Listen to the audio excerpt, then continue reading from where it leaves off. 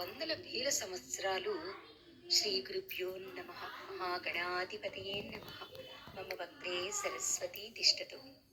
ఇవాళ మీకు భృంగి కథ చెప్పనా? మీకు నంది తెలుసు, భృంగి తెలియదు కదా. భృంగి కథ చెప్తాను ఈవేళ. ఏంటంటే, పరమశివుడు పార్వతీదేవి కొన్ని వందల వేల సంవత్సరాలు రాసక్రీడలలో కైలాసంలో ఉండిపోతారు. అలాగ వాళ్ళ రాసక్రీడలు జరుగుతూ జరుగుతూ వంద సంవత్సరాలు, వేల సంవత్సరాలు రాసక్రీడలలో జరుపుతూ ఉంటే దేవతలందరికీ కూడా ఒక ఆలోచన వస్తుంది. వీళ్ళ రాసక్రీడల వల్ల భూమి మీద వీళ్లలాగనే ఇంకొకళ్ళు గనక ఉద్భవించారు అనంటే, అమ్మో శివుణ్ణే తట్టుకోలేము, ఆయన ఇంకా అటువంటి శక్తి కలవాడు గనక ఇంకొకడు వచ్చినట్లయితే చాలా కష్టము.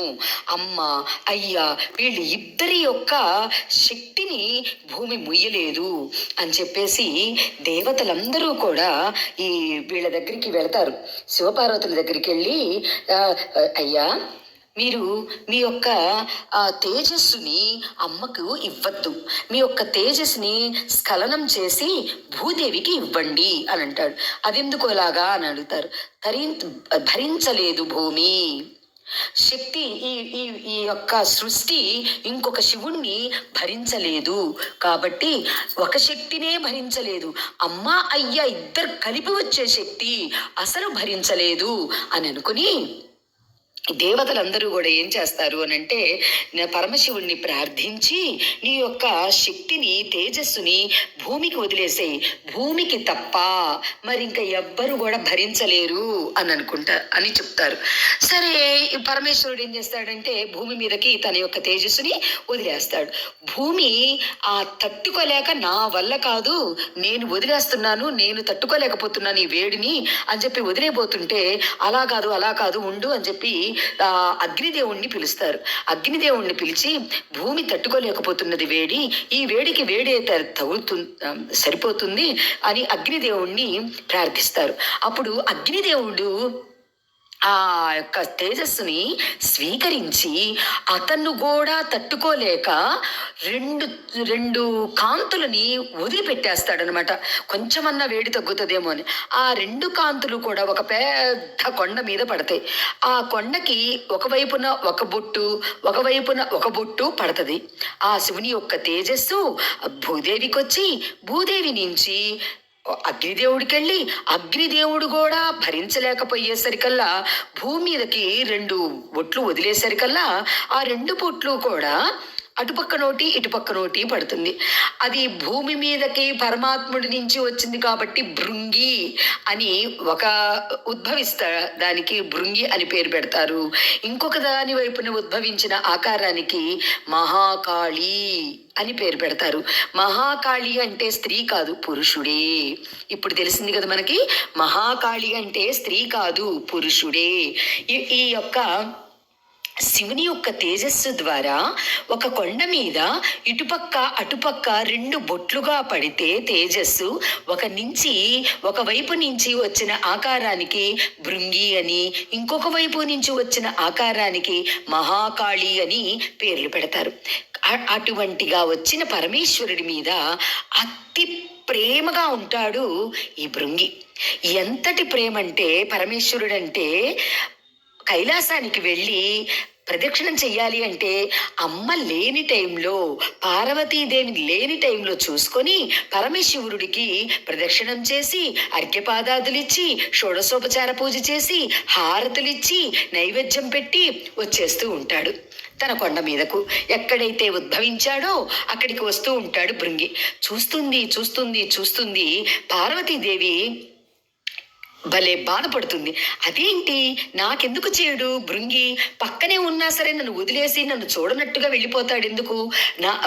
ఈశ్వరుడు అంటేనే అంతెందుకు ఇష్టము అని చెప్పి ఇట్లాగా కొన్ని వేల సంవత్సరాలు గడిచిపోయిన తర్వాత అమ్మ ఒక రోజున అసలు పరీక్షిద్దాము అని చెప్పి వచ్చి భృంగిని చూడంగానే వచ్చి టక్కున పరమేశ్వరుడి అర్ధభాగంగా వెళ్ళి కూర్చుంటుంది.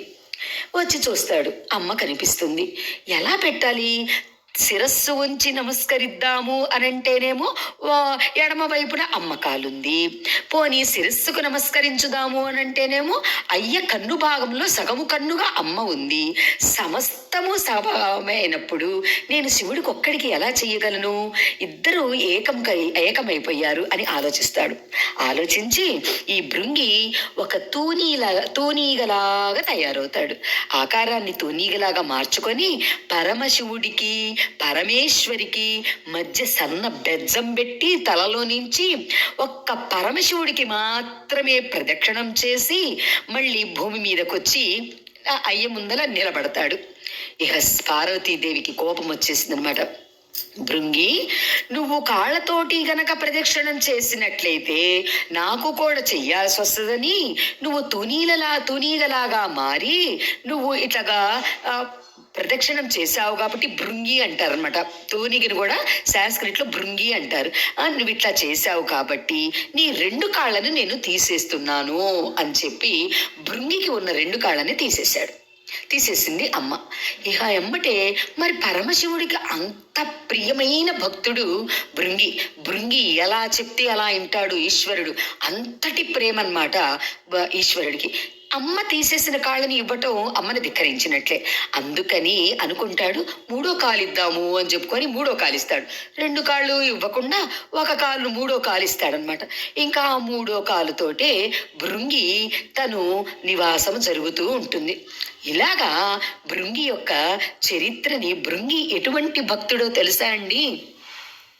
కైలాసంలో సాయంత్రం పూట సంధ్యవేళ పరమశివుడు తన కొలువై ఉండగా దేవతలందరూ కూడా ప్రతిరోజు కైలాసానికి వెళితే 5 గంటల ఆ సమయంలో భృంగి ఒక చంట్రకలు తీసుకొని వస్తాడు తన నివాసం నుంచి. చంట్రకళ్ళు ఇట్లాగా మోగించి ఈశ్వరా అంటాడు.